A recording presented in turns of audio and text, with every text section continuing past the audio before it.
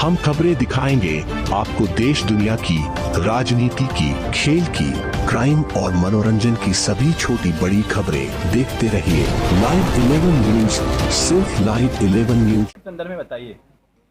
आज national consumer day है और इसके उपलक्ष्य में हम लोग चाहते हैं कि पूरे झारखंड में सभी युवाओं को जो कि कॉलेजेस से हैं, स्कूल से हैं, यूनिवर्सिटीज़ से हैं, वो अवेयर हों और जो एक्ट के तहत 2019 एक्ट है इसका, इंडियन कंज्यूमर प्रोटेक्शन एक्ट है 2019 के अनुसार सभी लोग इसमें अवेयर हों और अपनी सुरक्षा करें और भविष्य में जो है सो इन चीज़ों का इम्प्लीमेंटेशन जो है सो करें।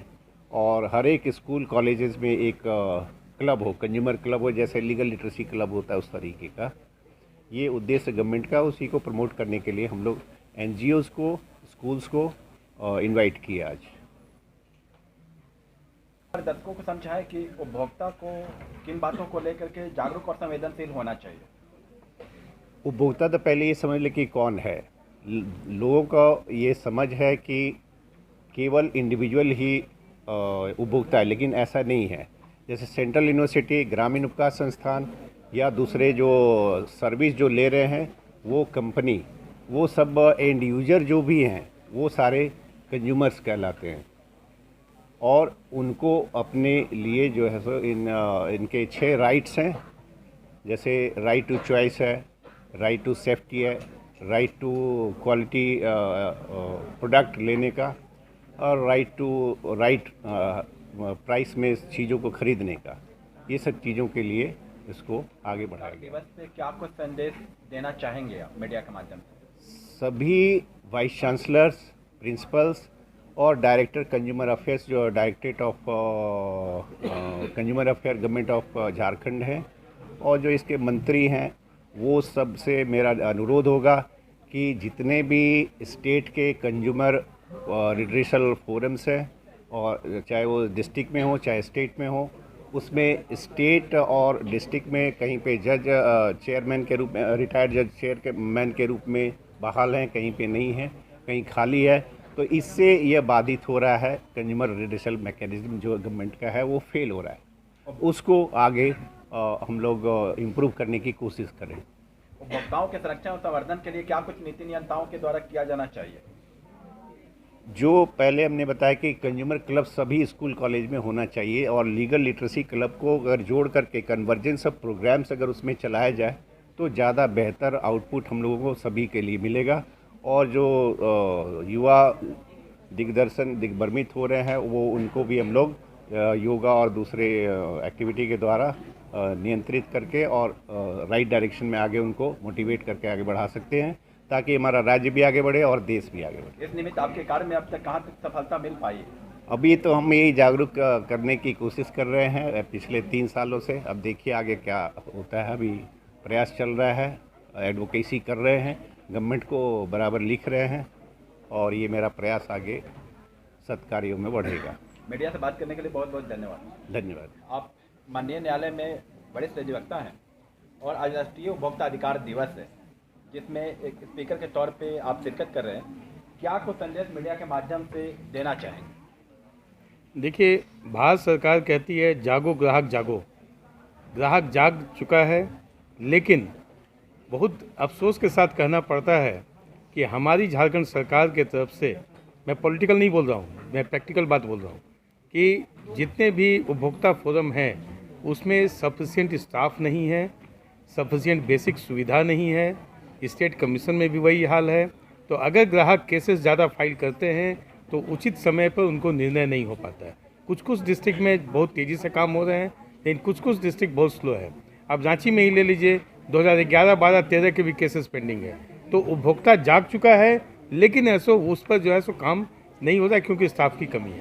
तो सरकार को भी चाहिए कि बेसिक इंफ्रास्ट्रक्चर जो है वो ऐसो डिस्ट्रिक्ट फोरम में भी दे। दूसरी चीज़ कि ग्राहक जो जाग चुकी है, लेकिन चीज़ है कि बहुत से ग्राहकों को ये नहीं पता है कि केस कहाँ फाइल करना है। उपभोक्ता फोरम में अभी ऑल इंडिया जुरिसडिक्शन हो गया है। अभी कोई कंपनियां कहती है कि मेरा ऐसो जुरिसडिक्शन भोपाल है, मेरा बॉम्बे है, वहाँ जाके केस फाइल कीजिए। नहीं, सेक्शन 34 जो कंज्यूमर प्रोटेक्शन एक्ट और 2019 है, वो कहता है कि अगर उसका ब्रांच अगर आपके शहर में है तो उस ब्रांच वाले शहर में भी आप केस फाइल कर सकते हैं। तो ये जो सरकार को चाहिए कि कहाँ फाइल करना है, कैसे फाइल करना है, कितना इसका कोर्ट फी लगता है, इसका भी अवेयरनेस जो है समाचार पत्रों के माध्यम से, टीवी चैनलों के माध्यम से जनता को जागरूक करें। ऐसा करने पर जनता काफ़ी जागरूक जो है, लेकिन वो केस फाइल कर नहीं पाती है क्योंकि बड़ी बड़ी कंपनियां जो हैं लोगों को चीट कर रही है। तो मेरा यही कहना है कि सरकार भी जागे, जनता तो जागी चुकी है। साइबर सिक्योरिटी पे, साइबर अवेयरनेस को लेके आपकी स्पीच चल रही थी, बिल्कुल। देखा इंटरेक्शन भी काफ़ी था बच्चों का, जी, तो इस पर क्या कुछ संदेश शॉर्ट में हमारे दर्शकों को देना चाहेंगे?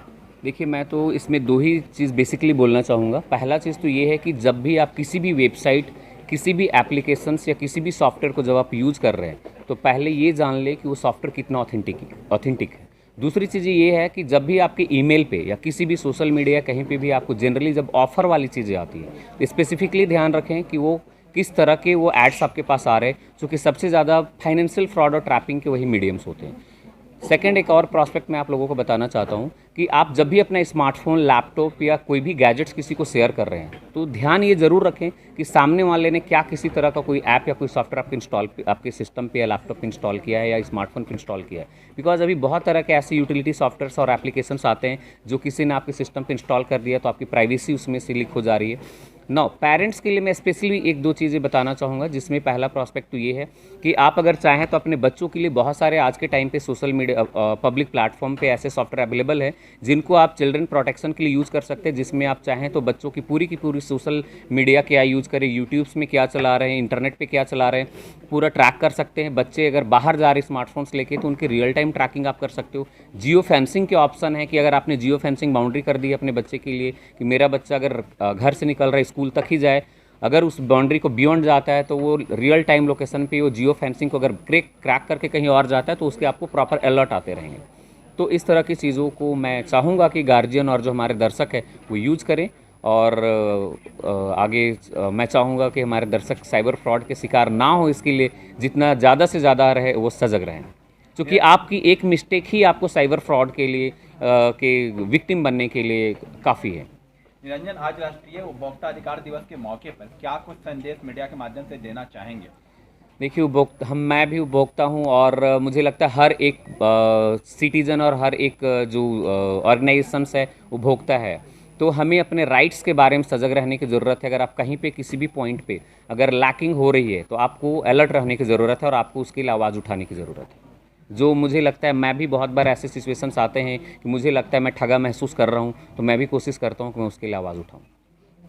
मीडिया से बात करने के लिए निरंजन बहुत बहुत ग्रामीण विकास संस्थान all India boys scout association के तत्वाधान में जो आज ये आयोजित किया गया कार्यक्रम, और इस कार्यक्रम में हमारे जो मुख्य अतिथि हैं, मैं उनका बहुत तहे दिल से शुक्रिया करता हूं, अदा करता हूं कि वो हमारे इस कार्यक्रम में आकर अपना बहुमूल्य समय दिए, और हमारे जितने भी पार्टिसिपेंट थे उनको भी मैं बहुत बहुत धन्यवाद देता हूं कि उन्होंने अपना बहुत बेशकीमती समय निकालकर यहाँ पर जो अपना समय दिए, उनके लिए भी उनको बहुत बहुत धन्यवाद। और हमारे प्रेस मीडिया भाई लोगों को भी मैं बहुत बहुत धन्यवाद देता हूँ कि उन्होंने भी आज आकर जो इस अवेयरनेस को अपने जो कवर किया है और जो इसका प्रचार प्रसार करेंगे, इसके लिए उनको बहुत बहुत धन्यवाद।